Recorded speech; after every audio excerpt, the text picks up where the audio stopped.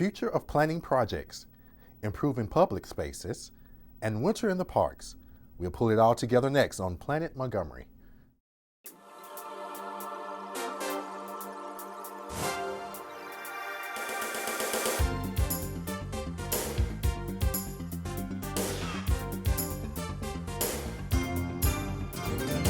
I'm Michael Brown, and this is Planet Montgomery.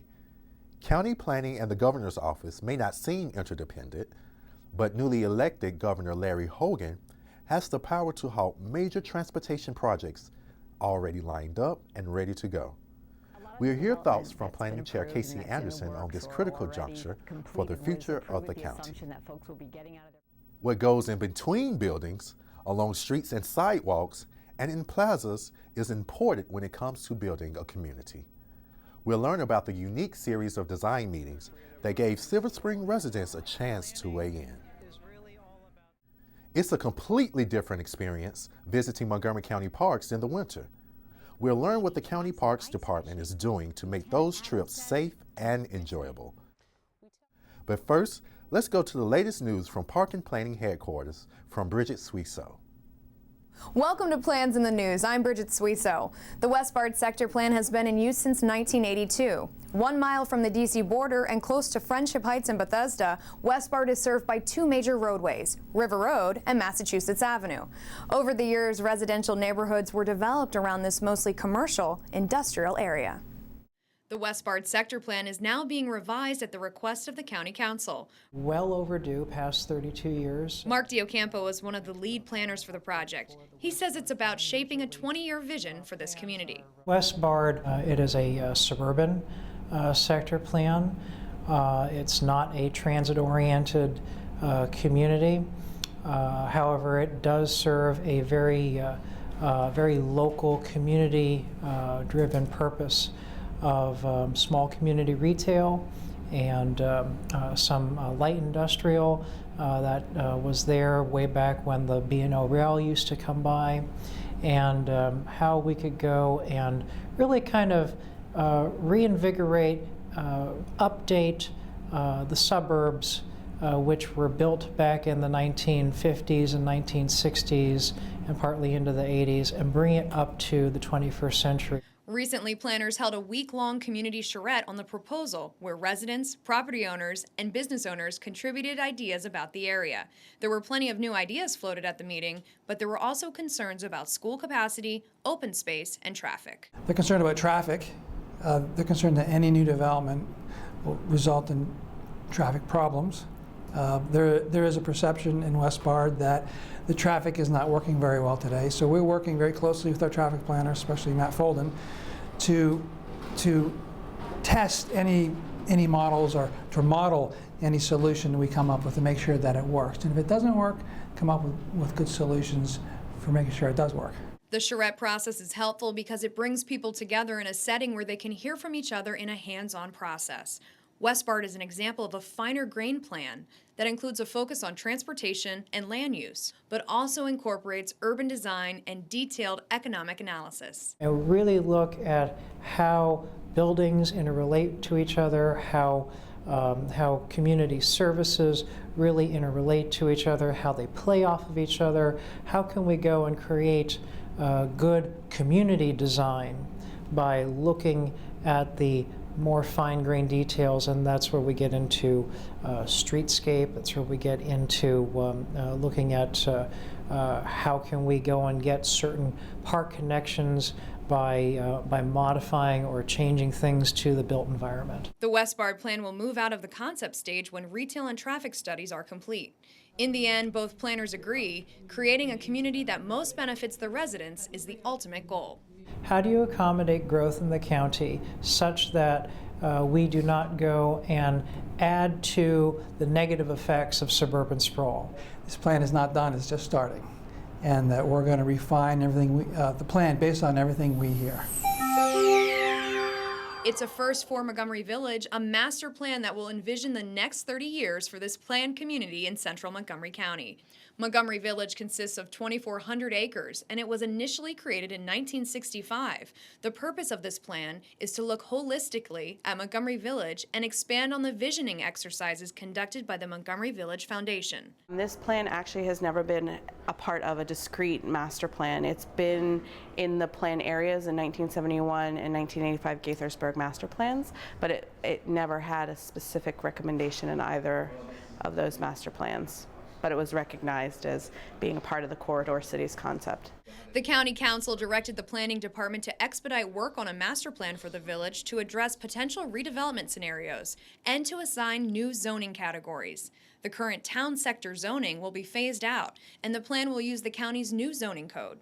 So the biggest challenge will be for us to rezone 2,400 acres from town sector to whatever comes out through the recommendation process of the master plan. A main concern for residents in the Montgomery Village community is the future of the golf course there. The bankrupt course was purchased in 2013 and has been proposed for redevelopment that includes a mix of housing and open spaces. Community outreach has been a priority as planners begin work on this master plan.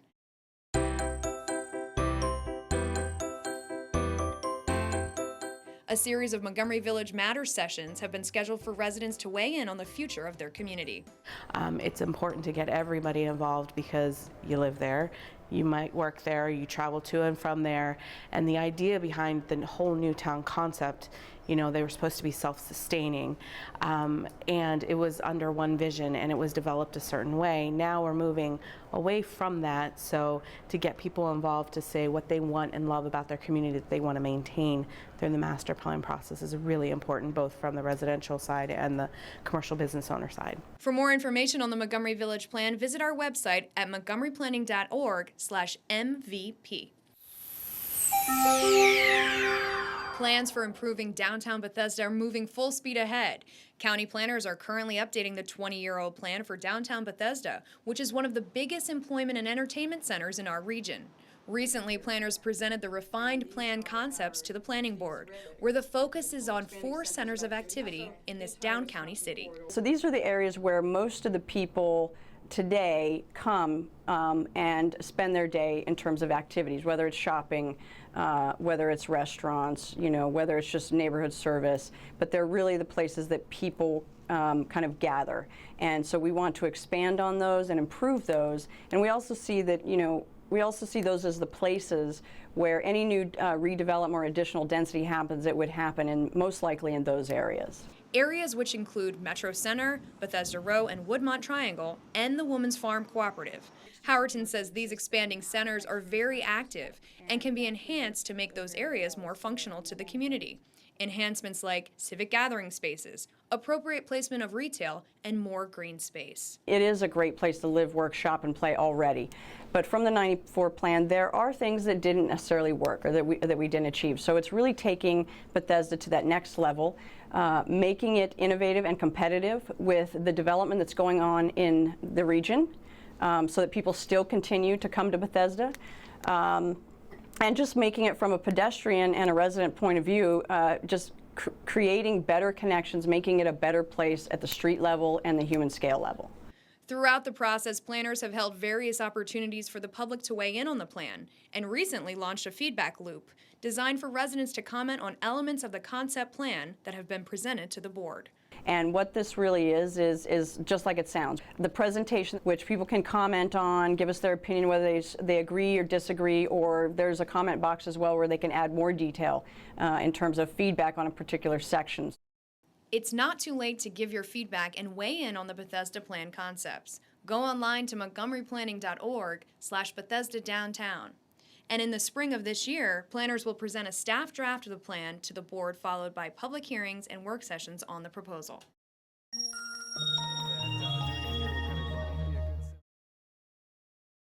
In Montgomery County, we have a goal to reduce waste and recycle 70% of all waste by 2020. By recycling and reducing waste, we save natural resources and make our community even better. So recycle at home, work, school, everywhere, and keep recycling going. For more information, call the Montgomery County, Maryland Division of Solid Waste Services at 311 or visit montgomerycountymd.gov/recycling. Keep it going. Recycle more now. This is why you took a second job. While you taught yourself how to fix the plumbing. While you'll do whatever it takes to keep your home. And that is why we want to help. We are making home affordable, a free government resource that can make paying the mortgage easier. Call 888-995-HOPE today.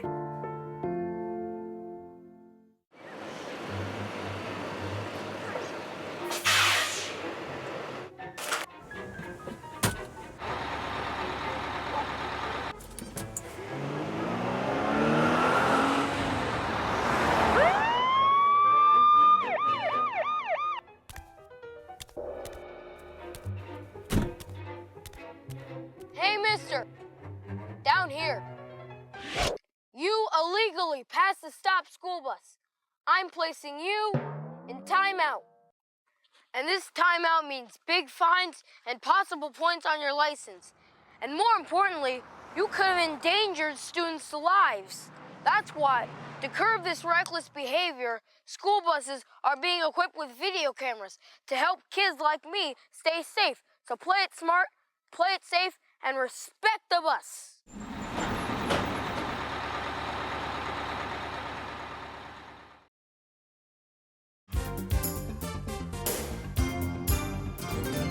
With the construction of the new Silver Spring Transit Center, there are now some opportunities to spruce up and rework areas in downtown Silver Spring. To encourage residents to get involved, the Planning Department held a series of workshops to address what is termed placemaking. These weren't your typical government meetings. Take a look. Councilmember Hans Reamer is the one that came to us to see what we could do to assist with organizing a workshop or series of charrettes that would really focus on placemaking, identity, and just a fun movement to try and engage downtown Silver Spring and create a new character for it. My interest in this started by thinking about the transit center and the property at the transit center that's going to get developed in the future and the need for more park space in downtown Silver Spring. And I met with WMATA to talk about, could we put a park, on that land? And they said that they would be very interested in doing that. In fact, they had already planned to have a park, but they thought that it was time to refresh the vision for the development of the transit center area. But they would like to do that under the leadership of the Community Planning Agency. And so I reached out to the Planning Department and I said, there's an opportunity here for us to re-envision this big part of downtown Silver Spring. WMATA would like to work with us and to work with you, in this function. What could we do?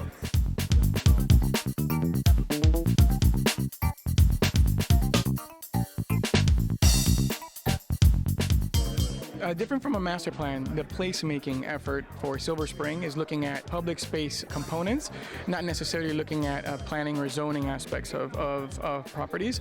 So it's mostly the ideas that can happen while we're developing those other properties. We're looking at what can happen in the branches in between, the streets, the streetscapes, the parks, the public parks, the plazas.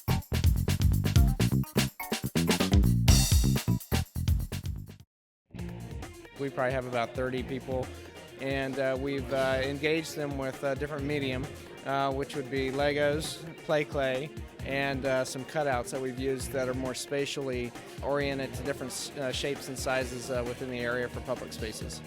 So many neat ideas. We have a lot of people here who have great expertise in planning or landscape design. We have a lot of people who just live here and they spend their time here. And so that combination is very unusual, and we got some awesome traction going tonight. I'm really excited.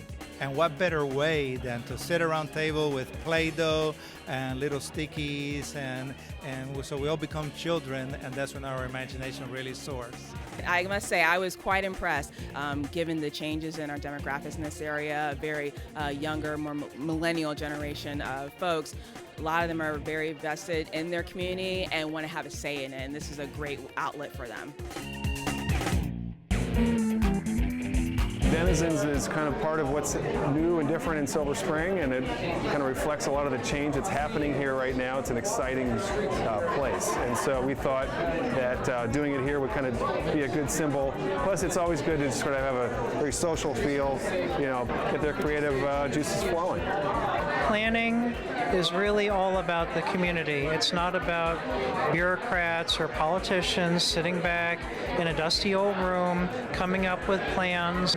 This is really all about getting down to this community level in a casual atmosphere to, loosen people up, but really talk about some serious and vital elements of the community. It's interesting to see the prepared information and sort of so many choices, the different streetscape styles, the different branding styles. It's kind of the overwhelming number of choices, and how we are going to forge that into a coherent whole is going to be interesting to see. Going to different venues, I think you're able to get different people. And one of the problems I think a lot of times with trying to get citizen participation is it's not where I am, so I don't participate. But since these are being done in 3 different locations, there's the possibility of having at least 20, 30, 50% of the people, not the regulars, and that's good. Today we're working in the intersection of Colesville Road and East-West Highway, looking at how the pedestrian experiences that intersection. And also the more important part of that intersection is its gateway character, because it serves to inform other intersections and entrances to the community. What we have behind this is a large plan of the intersection itself. Also, we have imagery that supports ideas for branding and characterization of the site, and great streets examples for people to take a look at as well, to help draw and inspire ideas to work on in our workshop. This is Georgia Avenue here. So where's the railroad? The railroad is right here, yeah. So here's the bridge. Right. Here's an opportunity for brand. There's so much happening in Silver Spring, and so much that's about to happen with the coming of the Purple Line and the Transit Center. But there's still some real challenges, especially with people being able to get around on foot or on bicycle, and just to really activate some of the spaces within the downtown that have a lot of potential, but people don't really frequent right now. So it's an exciting time.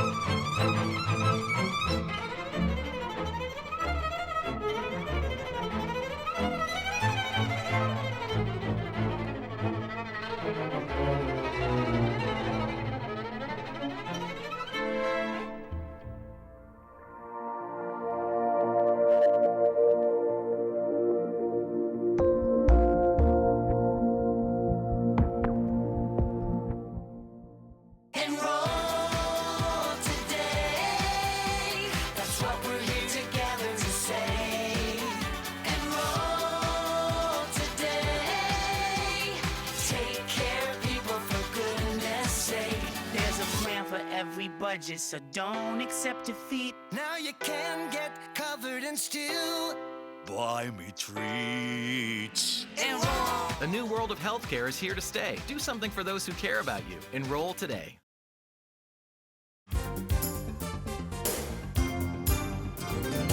As the state of Maryland enters a new era with the recent election of Republican Governor Larry Hogan, officials across public agencies are promoting their varying interests. This unusual transition between parties is cause for concern when it comes to the future of Montgomery County planning. Many projects that have been in the pipeline for years may be in jeopardy.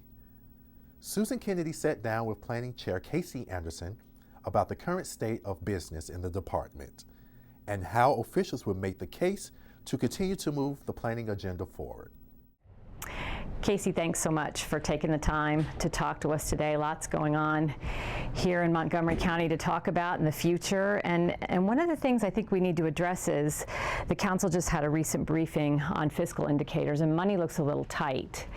And that could pose a problem. And we also have a new administration coming on board at the state level. And we've heard rumors that some of the transportation projects might not be a priority there. How do we approach this?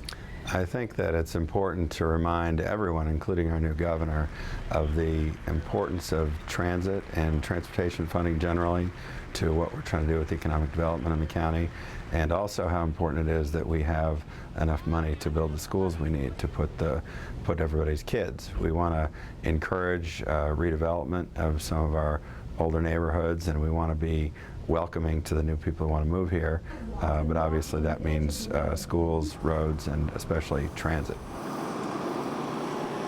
The Purple Line is one transportation project that's really critical to the future of economic growth here in the county. And talk a little bit about the importance of that particular project to the future economic development here in the county. Well, it's not the only important transportation project, not even the only important transit project, but it's really the core of what we're planning for the down county in both Montgomery and Prince George's County. And I think that it's important for people to realize that it's really essential to not only creating capacity for more development, but also building livable communities, places where people want to live and work, and that's going to be crucial to our competitiveness in the future. And what about schools? How do they fit into the picture? We're close to moratorium in a couple of areas in the county, and the schools are really a big selling point in getting folks here. How do we need to move forward there? We need to figure out ways to build different kinds of schools, go up instead of out, build on smaller sites.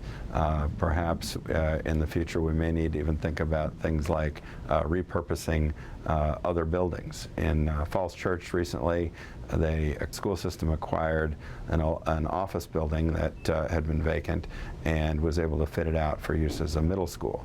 And it still looks like an office building, but the interior has all the appropriate treatments and classroom spaces, so it functions as a high-quality school. So those are the kind of things that I think we'll have to be thinking about in the future, that we have to consider some unconventional approaches that we haven't tried in the past.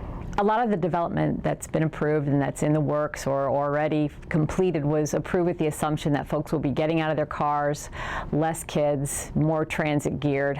How are we doing in that neighborhood? Well, I think we've proven that transit is not just a passing fad. We set a target in Silver Spring of 50% non-auto driver mode share, which has been met. And in Bethesda, the non-auto driver mode share is about 39% right now. So those are pretty good success stories after a lot of people were skeptical that we would ever get to that point when those plans were approved.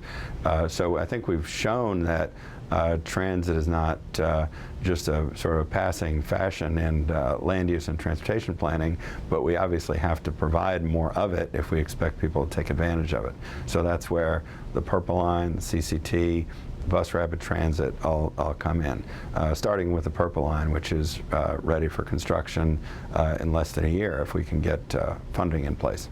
Any particular strategy that you have in mind for getting the governor and his administration on board with continuing in forward motion with these projects? Well, I'm doing it the old-fashioned way. I sent him a letter with Betty Hewlett, the chair of the Prince George's Planning Board, just the other day, just spelling out not only the economic development benefits, but also I think a lot of people don't realize that we'd be giving up almost $1 billion in federal funding if we were to say no to the Purple Line right now. And that's money that is not available to be spent on another road project. It's not money that we could use to relieve some of the other pressures in other parts of the budget. That money would just go away. And we obviously have to set priorities within transportation, but the question is not should we build the Purple Line or should we build more schools or should we pay for health care. The question is should we build the Purple Line or should we build some of these other transportation priorities. And I think that there's a pretty compelling case that for reasons of economic development as well as the mobility purposes that transit serves, that the Purple Line should be at the top of the list.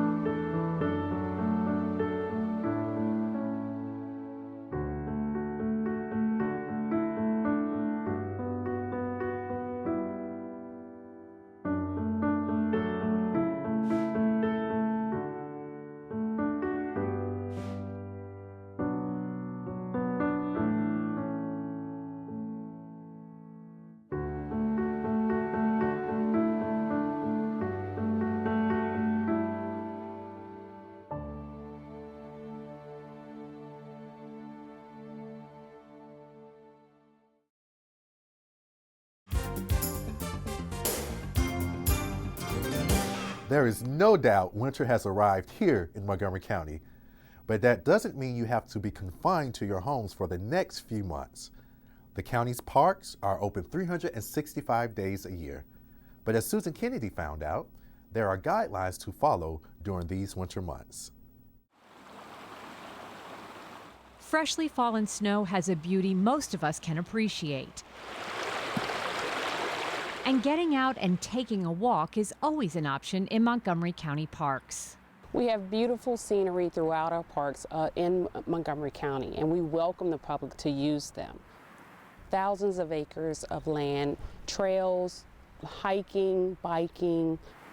And we encourage people to go out and use the parks, even when there's snow on the ground. Obviously, safety is the biggest issue we have, and safety is used in all the operations the maintenance department takes on.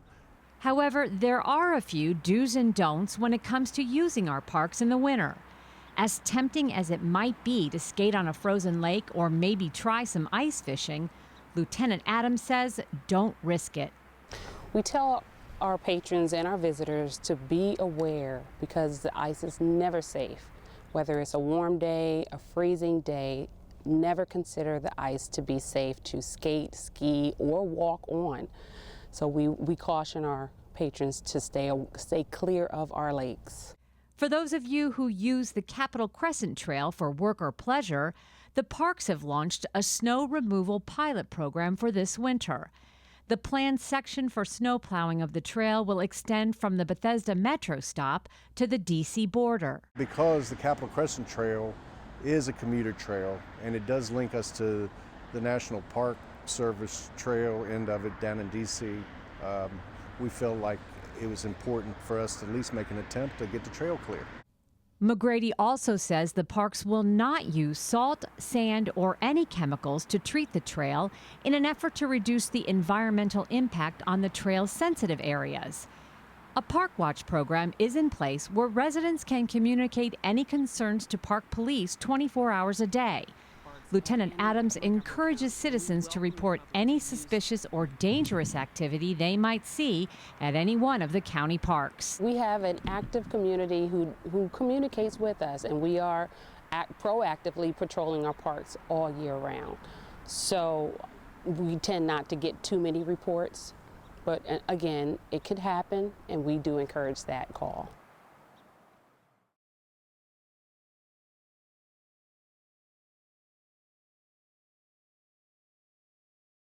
Well, that does it for this edition of Planet Montgomery. I'm Michael Brown. Thanks for watching.